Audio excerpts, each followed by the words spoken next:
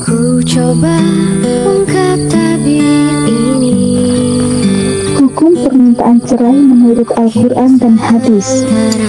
Kau dan aku.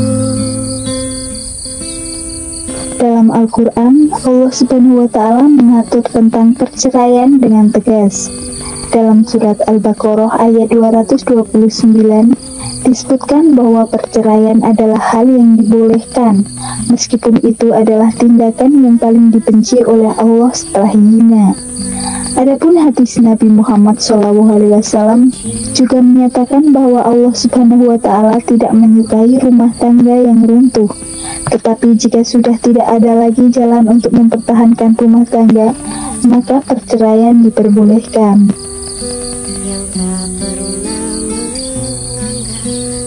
Syarat dan ketentuan yang membolehkan istri minta cerai.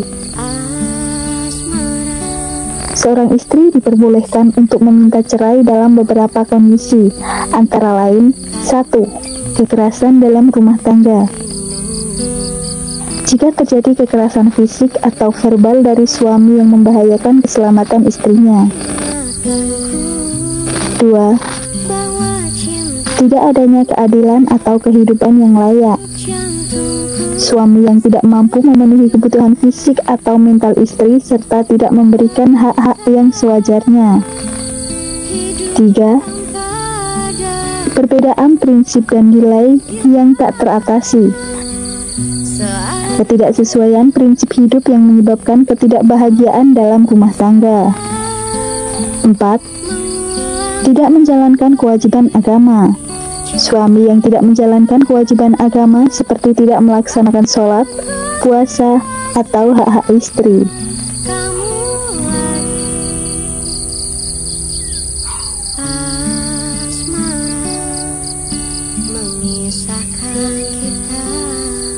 Penyebab istri menginginkan cerai biasanya ada beberapa faktor yang dapat memicu niat seorang istri untuk meminta cerai, antara lain kekerasan dalam rumah tangga, baik berupa fisik maupun emosional.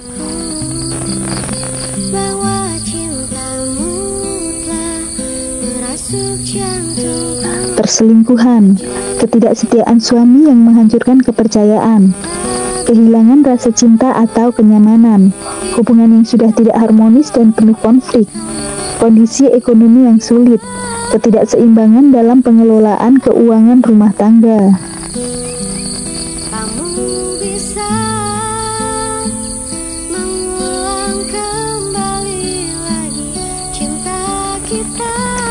Status perkawinan, jika suami tidak mau menceraikan maka tetap sah sebagai suami istri. Artinya tidak ada jatuh talak jika suami menolak permintaan cerai, keadaan perkawinan status tetap sebagai suami istri.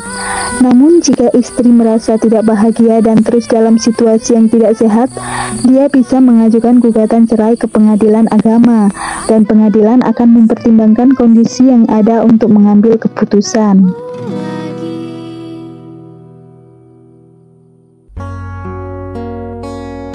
Apakah permintaan cerai berarti jatuh talak? Permintaan cerai oleh istri tidak secara otomatis menjatuhkan talak. Talak harus dinyatakan secara resmi oleh suami baik secara lisan maupun tertulis. Dalam konteks hukum Islam, ada prosedur yang harus diikuti untuk sahnya perceraian. Walau harus aku terleleh dan letih, ini demi kamu sayang. Kewajiban istri terhadap suami dalam pemenuhan kebutuhan batiniah. Dalam suatu pernikahan, salah satu aspek penting yang perlu diperhatikan adalah pemenuhan kebutuhan batiniah antara suami dan istri. Kewajiban istri dalam hal ini mencakup berbagai aspek, termasuk kasih sayang, komunikasi, dan tentunya hubungan intim. Hubungan yang sehat antara suami dan istri sangat bergantung pada pemenuhan kebutuhan ini, baik secara fisik maupun emosional. Kewajiban istri dalam hubungan intim. Dalam Islam, kewajiban istri terhadap suami dalam hal pemenuhan kebutuhan batiniah, khususnya hubungan intim, merupakan salah satu aspek fundamental yang dianjurkan. Dalam hadis yang diriwayatkan oleh Abu Hurairah, Rasulullah SAW bersabda, "Janganlah seorang wanita menolak permintaan suaminya meskipun dia sedang berada di atas pelana kendaraannya." Hadis riwayat Bukhari dan Muslim. Hal ini menunjukkan betapa pentingnya saling memenuhi kebutuhan dalam rumah tangga. Namun kewajiban ini adalah dua arah. Istri juga berhak atas perlakuan yang baik, penghormatan, dan rasa nyaman dari suami.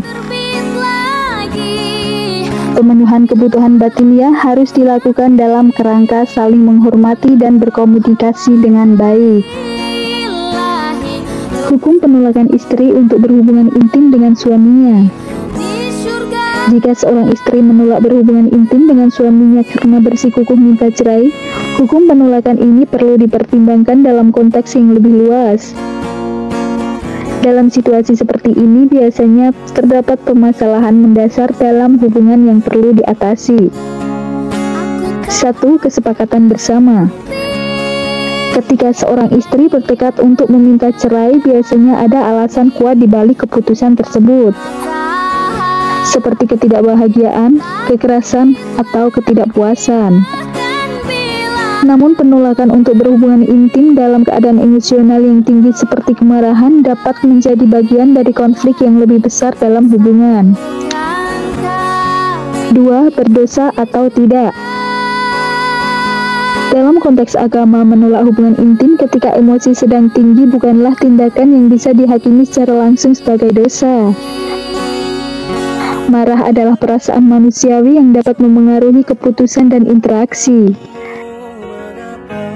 Namun penting untuk menyadari bahwa komunikasi yang terbuka dan pengelolaan emosi adalah kunci untuk menyelesaikan konflik daripada menciptakan jarak yang lebih besar. Sebaiknya dalam situasi seperti ini, istri didorong untuk mencari cara penyelesaian konflik sebelum mengambil keputusan ekstrim seperti permintaan cerai. Diskusi yang konstruktif dan meditasi bersama dapat membantu menyelesaikan permasalahan yang ada. Ketika emosi menghalangi hubungan. Dalam banyak kasus, emosi yang tidak stabil dapat menghalangi kemampuan seseorang untuk berinteraksi dan berkomunikasi dengan baik. Hal ini mungkin lebih merupakan indikasi dari ketidakpuasan yang lebih mendalam dalam hubungan tersebut. Pentingnya empati dan komunikasi. Sangat penting bagi pasangan untuk mengobrol dan saling mendengarkan perasaan masing-masing. Suami perlu menunjukkan empati terhadap perasaan istri dan sebaliknya. Istri juga perlu mendengarkan perspektif suami. Mencari solusi bersama. Sebelum membuat keputusan untuk minta cerai, pasangan harus mencari jalan keluar dari setiap perselisihan dengan memahami apa yang dirasakan oleh satu sama lain. Pengobatan emosional dan profesional juga bisa menjadi pilihan yang baik jika diperlukan. Kewajiban istri dalam memenuhi kebutuhan batiniah suami merupakan komponen penting dari hubungan pernikahan yang sehat. Namun penolakan untuk berhubungan intim dalam keadaan marah atau ketika ingin meminta cerai perlu dipahami sebagai indikasi adanya masalah yang lebih dalam hubungan tersebut. Selain itu, penting untuk menangani masalah dengan penuh dialog dan empati, agar tidak membuat keputusan yang tergesa-gesa yang dapat merugikan kedua belah pihak. Apapun keadaannya, saling pengertian dan komunikasi yang baik adalah kunci untuk mempertahankan keharmonisan dalam pernikahan. Hatiku, niatmu